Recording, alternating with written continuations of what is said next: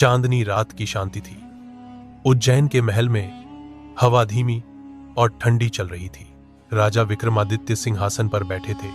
उनकी आंखें दूर तक फैले अंधकार में झांक रही थीं। मन में किसी अदृश्य आह्वान की हलचल थी। अचानक हवा में एक स्वर गूंजा, धीमा पर निश्चित। राजन, 4 गांव तुम्हारे प्रतीक्षा में है, जहां सत्य और भ्रम एक दूसरे में उलझे हैं। उन्हें जानो, उन्हें मुक्त करो और स्वयं को भी पहचानो। विक्रमादित्य ने सिर उठाया। उनके चेहरे पर स्थिरता थी, पर आंखों में जिज्ञासा की लौ जल रही थी। उन्होंने अपने विश्वसनीय अश्वकेतु को बुलाया और बिना विलंब के उत्तर दिशा की ओर कदम बढ़ाया रहा था। जंगलों की हरियाली, पहाड़ों की दूरी और कहीं कहीं साधुओं के आश्रम यात्रा में उनके मार्गदर्शक बने। हर कदम पर राजा को वह अदृश्य स्वर याद आता रहा। 4 गांव, 4 सत्य। घोड़े की टापों की आवाज धीरे धीरे मंद पड़ रही थी। पक्षियों की आवाज, न हवा की सरसराहट। अचानक एक पत्थर पर उकेरा गया चिन्ह उनकी नजर में आया। 3 वृत्तों के बीच में एक बंद मुख का चित्र। विक्रम ने उंगली से उस चिन्ह को छुआ और हवा में हल्की कंपन उठी। अश्वकेतु घबराया। राजन, यह स्थान साधारण नहीं। राजा मुस्कुराए। यही तो रहस्य की खुशबू है। मौनपुर का प्रवेश जंगल का अंत आते ही एक खुला मैदान दिखा और सामने बसा था मौनपुर। एक गांव जहां हर घर से रोशनी तो थी, पर कोई आवाज नहीं। लोग चल रहे थे, काम कर रहे थे, मुस्कुरा रहे थे, पर एक शब्द भी नहीं बोल रहे थे। राजा ने एक किसान के पास जाकर पूछा, यह कौन सा गांव है? किसान ने बस अपनी उंगली होंठों पर रखी और सिर झुका लिया। राजा ने फिर कहा, तुम बोल क्यों नहीं रहे? किसान ने मिट्टी पर लिखा, यहां बोलना वर्जित है। जो बोलेगा वह अपना स्वर खो देगा, सदा के लिए। अश्वकेतु कांप उठा। राजन, यह कैसी भूमि है जहां मौन ही शाप है? राजा आगे बढ़े तो देखा एक छोटा बालक, शायद 10 वर्ष का, चुपचाप पत्थरों से कुछ बना रहा था। पर जैसे ही उसने राजा को देखा, मुस्कुराया और मिट्टी में 3 प्रतीक बनाए। राजा झुककर बोले, यह क्या है? बालक ने केवल इशारा किया 3 दिशाओं की ओर। एक में आग की लपटें, एक में चांदनी और एक में जल की धारा बह रही थी। राजा समझ गए यह कोई परीक्षा है। 3 तत्वों में से सही मार्ग चुनना होगा। गलत चुना तो मौन का शाप उन पर भी आ सकता है। अग्नि का मार्ग। राजा ने आग वाले मार्ग पर कदम रखा। लपटें सामने थी, पर जली नहीं, बल्कि जैसे उनका परीक्षण कर रही हों। अचानक हवा में एक आकृति बनी आग का योद्धा। उसने बिना आवाज के तलवार उठाई और इशारा किया, मौन में ही उत्तर दो। विक्रम ने तलवार नीचे रख दी। आग और तेज हो गई, फिर अचानक शांत। उन्होंने धीरे से आंखें बंद की और मन में कहा, जो युद्ध नहीं करता वही सच्चा विजेता है। लपटें ठंडी हो गई, मार्ग खुल गया। दूसरी परीक्षा। चंद्रपथ चांदनी का मार्ग शीतल था। यहां पेड़ चांदी जैसे चमक रहे थे और जल में उनकी परछाई, पर हर परछाई राजा की नहीं थी। कभी कभी एक दूसरा विक्रम दिखता जो मुस्कुरा कर गायब हो जाता। अश्वकेतु डर गया। राजन, यह तो माया है। राजा ने उत्तर दिया, नहीं, यह सत्य है। हर मनुष्य की एक मूक परछाई होती है जो उसे देखती रहती है। उन्होंने अपने प्रतिबिंब की ओर झुककर कहा, मुझे सत्य का मार्ग दिखाओ। प्रतिबिंब मुस्कुराया और नदी के जल में एक सुनहरी रेखा उभरी। वह रास्ता गांव के केंद्र की ओर जाता था। अंतिम परीक्षा। मौन का मंदिर। गांव के मध्य में एक विशाल मंदिर था। दीवारों पर कोई लेख नहीं, केवल नक्काशीदार चेहरे, सभी के होंठ बंद। राजा ने देखा कि मंदिर के द्वार पर वही बालक खड़ा था। वह इशारे से अंदर बुला रहा था। भीतर अंधकार था और केंद्र में एक चमकता हुआ क्रिस्टल। उससे आवाज आई, राजा विक्रमादित्य, क्या तुम मौन को स्वीकार करते हो? राजा ने कहा, मौन को नहीं, मैं सत्य को स्वीकार करता हूं। क्रिस्टल फट गया, प्रकाश फैला और आवाज फिर आई, जो सत्य को जानता है उसे मौन की आवश्यकता नहीं। बालक ने हाथ जोड़े और मुस्कुराया। वह धीरे धीरे हवा में विलीन हो गया। सुबह की किरणों के साथ गांव में पहली बार स्वर गूंजा। लोग खुशी से बोलने लगे, हंसने लगे। राजा के सामने आए और बोले, राजन, आपने मौन का शाप तोड़ दिया। विक्रम मुस्कुराए। कभी कभी शब्द नहीं, मौन ही हमें सिखाता है कि सत्य क्या है। सीख, जब मन मौन हो तभी आत्मा की आवाज सुनाई देती है, और जो अपनी आत्मा को सुन ले वह कभी भ्रमित नहीं होता। राजा ने अपने घोड़े की लगाम थामी। अश्वकेतु ने पूछा, अब कहां चलेंगे राजन? विक्रम ने उत्तर दिया, जहां अग्नि बोलती है अगला गांव अग्निपुर। सुबह की हवा में हल्की गर्मी थी। मौनपुर के शांत वातावरण के बाद राजा विक्रमादित्य और अश्वकेतु अब दक्षिण की ओर बढ़े। रास्ता कठिन था, भूमि लाल धूल से ढकी हुई और दूर कहीं आकाश में धुएं की पतली रेखाएं उठ रही थीं। अश्वकेतु ने कहा, राजन, लगता है यह भूमि अग्नि की है। राजा मुस्कुराए, तो आज अग्नि हमें परीक्षा देगी। घोड़े की टापों के साथ वे पहुंचे अग्निपुर, जहां जमीन से हल्की हल्की लपटें उठ रही थीं। पर अजीब बात, यह कोई जल नहीं रहा था। लोग इस आग में चलते, काम करते, हौंसते, जैसे वह उनका साथी हो। गांव का रहस्य, गांव के बीच में एक विशाल अग्निस्तंभ था। उसके चारों ओर लोग ध्यान में बैठे थे, आंखें बंद, पर चेहरों पर जलती लपटों की परछाई। राजा ने पास जाकर पूछा, हे जनों, यह आग तुम्हें जलाती नहीं? लोगों ने उत्तर नहीं दिया, पर हर किसी के होंठों पर एक हल्की मुस्कान थी, जैसे वे किसी गहरे रहस्य को जानते हों। अचानक उनके बीच से एक स्त्री आगे आई, आंखें अंगारों जैसी, पर स्वर शांत। वह बोली, राजन, यहां जो अग्नि को समझ लेता है वही बचता है, जो उससे लड़ता है वह स्वयं को जला देता है। अग्नि की चुनौती। वह स्त्री आगे बढ़ी और अपनी हथेली पर एक छोटी ज्वाला जलाई। वह ज्वाला नृत्य करने लगी, मानो जीवित हो। यह अग्नि तुम्हारे हृदय की तरह है। यदि तुम इसे संतुलित रखो तो यह प्रकाश देती है, और यदि तुम इसे भड़काओ तो यह तुम्हें निगल जाती है। अब देखो तुम कौन हो, प्रकाश या भस्म? राजा ने तलवार उठाई, पर आग ने तलवार को घेर लिया। वह लाल चमक से दमकने लगी, फिर गायब हो गई।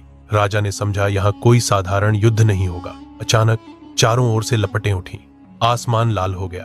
राजा ने देखा, उनके चारों ओर उनके ही कई प्रतिरूप खड़े हैं। हर एक विक्रम अलग दिशा में दौड़ रहा था, तलवार चला रहा था। अश्वकेतु चिल्लाया, राजन, कौन असली आप हैं? राजा शांत बोले, जब आग मन में उठती है तब हर व्यक्ति अपने ही भ्रम से जलता है। उन्होंने आंखें बंद की। अंदर एक स्वर गूंजा, अग्नि को जीतना नहीं, समझना होता है। उन्होंने घुटनों के बल बैठकर धरती को छुआ। जैसे ही उन्होंने धरती को प्रणाम किया, चारों ओर की लपटें ठंडी होने लगी। एक ही प्रतिरूप बचा, असली विक्रम। मां आग की स्त्री अब उनके सामने फिर प्रकट हुई। उसकी आंखों में अब क्रोध नहीं, सौम्यता थी। वह बोली, राजन, तुमने अग्नि से युद्ध नहीं किया, तुमने उसे अपनाया। यही सच्चा धर्म है, तत्व से एक होना, न कि उसे जीतना। राजा ने कहा, अग्नि वही है जो भीतर जलती है। अगर उसे संयम से रखा जाए तो वह प्रकाश बनती है, और अगर उसे छोड़ा जाए तो वही विनाश। स्त्री मुस्कुराई, तुमने परीक्षा पार कर ली, अब यह अग्नि तुम्हारे साथ रहेगी। उसने अपनी हथेली उठाई, एक छोटी शांत लपट उठी और राजा की हथेली में समा गई। राजा ने महसूस किया जैसे भीतर ऊर्जा जागी हो। अगले ही क्षण गांव में परिवर्तन होने लगा। जहां पहले लपटें बिखरी थीं, वहां अब सुनहरी रोशनी थी। लोगों ने पहली बार शब्दों में कहा, राजन, आपने हमारी शुद्धि की, अब यह आग हमें भय नहीं देती। अश्वकेतु ने कहा, राजन, आपने मौन में सत्य पाया था और यहां अग्नि में संयम। राजा मुस्कुराए, हर तत्व का धर्म एक ही है, हमें हमारे भीतर के संतुलन का ज्ञान देना सीख। राजा विक्रमादित्य ने कहा, अग्नि से मत डरिए, जब भीतर की ज्वाला नियंत्रित हो जाए तो वही विनाश नहीं, प्रकाश बन जाती है। राजा ने घोड़े पर सवार होकर कहा, अब चलें, जहां छाया जीवित है वहां सत्य की अगली परख होगी। घोड़ा हिनहिनाया और दोनों बढ़े तीसरे गांव छायाग्राम की ओर। रात गहरी थी, आकाश में न कोई तारा था, न चांद, बस एक अजीब सी काली चादर जो धरती और आकाश के बीच पसरी हुई लग रही थी। राजा विक्रमादित्य अपने अश्वकेतु पर सवार थे। चारों ओर घना जंगल था, पेड़ों की जड़ों से निकलती नमी और सड़ी पत्तियों की गंध हवा में तैर रही थी। कहीं दूर कोई झिंगुर की आवाज भी अब थम चुकी थी। राजा ने अपने घोड़े को रोका। उनका चेहरा शांत था, पर भीतर एक अजीब कंपन था, जैसे कोई अनजाना भय हवा में घुला हो। यह कैसा वन है जहां आवाज भी लौटने से डरती है? राजा ने धीमे स्वर में कहा। अचानक सामने धुंध के भीतर से एक आकृति उभरी, एक बूढ़ा व्यक्ति, फटी चादर में लिपटा, हाथ में दीपक लिए। उसकी आंखें बुझी थीं, जैसे वर्षों से प्रकाश नहीं देखा हो। वह बोला नहीं, बस हाथ से इशारा किया और राजा के सामने एक काला पत्थर दिखा, जिस पर लिखा था, छायापुर, जहां हर आत्मा अपनी परछाई से डरती है। राजा के चेहरे पर जिज्ञासा और गंभीरता दोनों आ गए। उन्होंने सिर हिलाया और गांव की दिशा में बढ़े। दहाऊ, जहां रोशनी नहीं पहुंचती, छायापुर, वह जगह जहां दिन भी अंधकार से भरा था।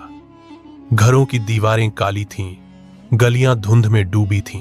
हर व्यक्ति चुप था, पर उनके चेहरों पर भय लिखा था। किसी की नजर ऊपर उठाने की हिम्मत नहीं थी।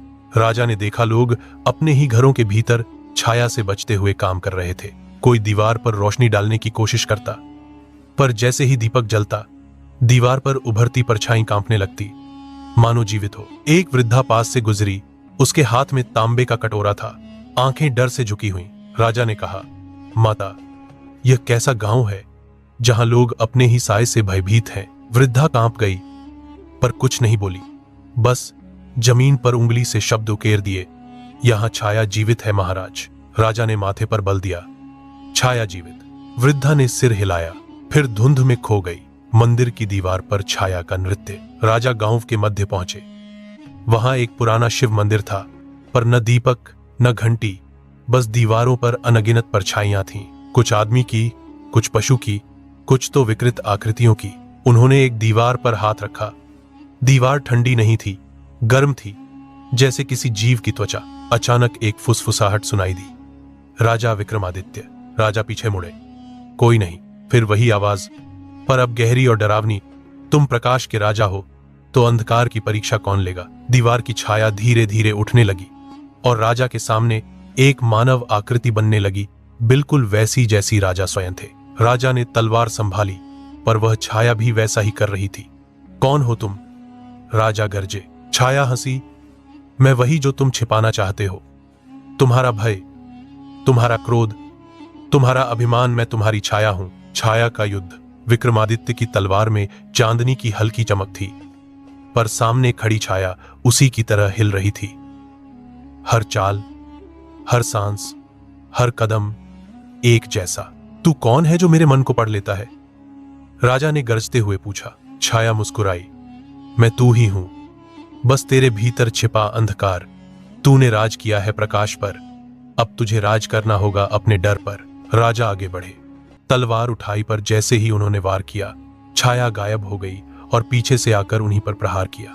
तलवार हवा में टकराई, एक भयानक आवाज गूंजी, जैसे आकाश फट गया हो। पुराने शिव मंदिर में राजा पीछे हटे। अश्वकेतु घबराकर हिनहिनाया, पर राजा की निगाहें स्थिर थीं। मैं अपने भय से भागूंगा नहीं। उन्होंने आंखें बंद की। सन्नाटा छा गया। धीरे धीरे हवा थम गई। फिर उन्होंने तलवार नीचे रख दी और बोले, अंधकार से जीत प्रकाश से नहीं, स्वीकार से होती है। जैसे ही ये शब्द निकले, छाया ठहर गई, उसकी आंखों की ज्वाला बुझने लगी। वह धीरे धीरे राजा की ओर झुकी और उसके भीतर समा गई। क्षण भर के लिए पूरा गांव चमक उठा। दीवारों पर नाचती परछाइयां गायब हो गईं। लोग अपने घरों से बाहर आने लगे। उनके चेहरे पर भय नहीं, शांति थी। एक वृद्ध संत आगे आए। उनकी आंखों में आंसू थे। महाराज, आपने छायापुर को मुक्त कर दिया। सदियों से यह गांव अपने ही भय में कैद था। यहां हर व्यक्ति अपने पाप, अपने अपराध, अपनी अधूरी इच्छाओं की छाया में जी रहा था। आपने दिखाया कि आत्मा का शुद्ध रूप केवल तब दिखता है जब मन का अंधकार शांत हो। राजा मुस्कुराए। अंधकार को मिटाना नहीं चाहिए, उसे पहचानना चाहिए, क्योंकि छाया भी प्रकाश का हिस्सा है। गांव के लोग मौन हो गए, पर इस बार वो मौन डर का नहीं, ज्ञान का था। अगली सुबह राजा विक्रमादित्य ने अपनी तलवार को सूर्य की ओर उठाया। सूरज की पहली किरण उस पर पड़ी और उस परछाई में अब कोई अंधकार नहीं था। अश्वकेतु ने एक हल्की हिनहिनाहट की और दोनों गांव से बाहर निकल पड़े अगली यात्रा की ओर, जहां उन्हें एक और रहस्य बुला रहा था। रात का आखिरी पहर था। आकाश में चांद धुंधला पड़ चुका था और हवा में किसी अज्ञात फूल की गंध तैर रही थी। राजा विक्रमादित्य अपने अश्वकेतु पर सवार थे। 3 गांवों की यात्राएं मौनपुर, अग्निपुर और छायापुर उन्हें बहुत कुछ सिखा चुकी थीं। अब उनका चेहरा पहले जैसा नहीं रहा था। उसमें एक गहरी शांति और अनकही थकान थी। एक वृद्ध साधु ने उनसे कहा था, राजन, जब तुम्हारी आत्मा सच्चे अर्थ में थक जाएगी, तब मार्ग तुम्हें अमृतपुर ले जाएगा। और आज वही मार्ग उनके सामने था, एक सुनहरी घाटी के पार, जहां सूरज की किरणें जैसे किसी जादुई झील से फूट रही थीं। अमृतपुर एक स्वप्न जैसा दिखता था। हर घर संगमरमर का बना था, हर पेड़ पर सोने जैसे पत्ते झिलमिला रहे थे और सबसे अजीब, यहां कोई भी बूढ़ा नहीं था। हर चेहरा जवान, सुंदर और मुस्कुराता हुआ। बच्चे नहीं, बुजुर्ग नहीं, बस एक ही उम्र के लोग। विक्रम ने देखा, एक स्त्री ने फूलों की माला बनाते हुए कहा, यहां कोई नहीं मरता महाराज, हम सभी अमृत के वरदान से जी रहे हैं। राजा ने विस्मय से पूछा, कितने वर्षों से? स्त्री ने हंसकर कहा, हम भूल चुके हैं राजन, शायद सैकड़ों वर्ष या 1000। राजा ने देखा, गांव में कोई हंसी नहीं थी। लोग मुस्कुरा रहे थे, पर मन से नहीं। कोई काम नहीं करता। खेतों में फसल खुद उगती है, घरों में दीपक खुद जलते हैं। सब कुछ जादू की तरह चलता है, पर जीवन रुक चुका है। राजा ने पूछा, क्या तुम सब सच में खुश हो? एक युवक बोला, महाराज, जब मृत्यु नहीं तो भय नहीं, पर न भय है, न चाह, न अंत है, न शुरुआत। राजा समझ गए, अमृतत्व ने इन्हें जीवन से दूर कर दिया था। गांव के मध्य में एक विशाल झील थी, अमृत सरोवर। कहा जाता था कि इसी झील से वरदान मिला था। जब विक्रम ने उसके पास कदम रखा तो झील ने स्वयं उनसे बात की, राजा विक्रमादित्य, तुम मृत्यु से नहीं डरते, फिर अमरत्व की तलाश क्यों? राजा ने कहा, मैं अमरता नहीं चाहता, मैं जीवन का सत्य जानना चाहता हूं। झील से एक तेजस्वी प्रकाश उठा और उसके भीतर से एक आकृति उभरी, एक दिव्य स्त्री जिसकी आंखों में आकाश का प्रतिबिंब था। वह बोली, मैं अमृत देवी हूं। इस गांव को मैंने वरदान दिया था मृत्यु से मुक्ति का, पर अब ये लोग जीवन भूल चुके हैं। अमृत देवी ने राजा को देखा और कहा, राजन, यदि तुम सच में सत्य के पथिक हो तो एक कार्य पूरा करना होगा। इस गांव में एक भी व्यक्ति को मृत्यु की स्मृति नहीं है। उन्हें वह याद दिलाओ जो वे भूल चुके हैं। राजा ने पूछा, कैसे? देवी ने कहा, गांव के पूर्व में एक शिला है मृत्युगंधा, जो उस पर दीप जलाएगा वही मृत्यु का साक्षात्कार करेगा। राजा वहां पहुंचे। एक शिला जिस पर असंख्य नाम लिखे थे। हर नाम किसी बीते व्यक्ति का था, जिनकी आत्माएं अब अमरत्व के पर्दे में सो रही थीं। राजा ने एक दीप जलाया, तुरंत हवा कांपी और पूरा अमृतपुर कांप उठा। लोग भागे। राजा ने मृत्यु बुला ली, हमारा वरदान खत्म हो जाएगा। विक्रम वहीं खड़े रहे, दीपक को बुझने नहीं दिया। उनका अश्वकेतु गर्जन करता हुआ पास खड़ा था, मानो अपने स्वामी की आत्मा की रक्षा कर रहा हो। धीरे धीरे गांव बदलने लगा। पेड़ों के पत्ते झड़ने लगे, आसमान में बादल छा गए और पहली बार गांव में बरसात हुई। लोग भीग गए, पर कुछ वर्षों बाद पहली बार हौंस पड़े। एक वृद्ध महिला जो कभी बूढ़ी नहीं होती थी, धीरे धीरे झुकने लगी। बाल सफेद हुए। वह विक्रम के चरणों में गिरकर बोली, राजन, अब मुझे मरने दो, मैं बहुत जी चुकी हूं। राजा की आंखें भर आईं। वह बोले, अब तुम अमर नहीं, अमरता का अर्थ हो। अमृत देवी पुनः प्रकट हुईं। उन्होंने कहा, राजन, तुमने मृत्यु नहीं दी, जीवन लौटाया। आज से यह गांव न अमृतपुर होगा, न मृत्युपुर, यह होगा जीवनपुर। उन्होंने राजा के माथे पर अमृत की एक बूंद रखी और बोली, यह बूंद तुम्हें अमर नहीं बनाएगी, पर तुम्हारी आत्मा सदा सत्य के पथ पर रहेगी। राजा विक्रमादित्य अपने अश्वकेतु पर सवार हुए। सूर्य की पहली किरण झील पर पड़ी और हवा में शांति का मधुर स्वर गूंजा। पीछे गांव के लोग गा रहे थे, जीवन अमृत है जब अंत भी मधुर हो। राजा मुस्कुराए और बोले, अब मेरी यात्रा पूरी हुई। न मौन, न अग्नि, न छाया, न अमृता, केवल सत्य। वह आकाश की ओर देख रहे थे, जहां 4 तारे एक साथ चमक रहे थे। हर तारा उनके 4 गांवों का प्रतीक था, मौनपुर, अग्निपुर, छायापुर और अमृतपुर। एक मंद स्वर गूंजा, राजन, जिसने स्वयं को जीत लिया उसने संसार को जीत लिया। राजा ने नेत्र मूंदे और क्षितिज के पार लुप्त हो।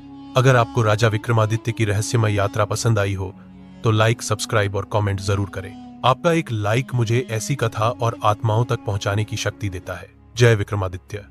धन्यवाद।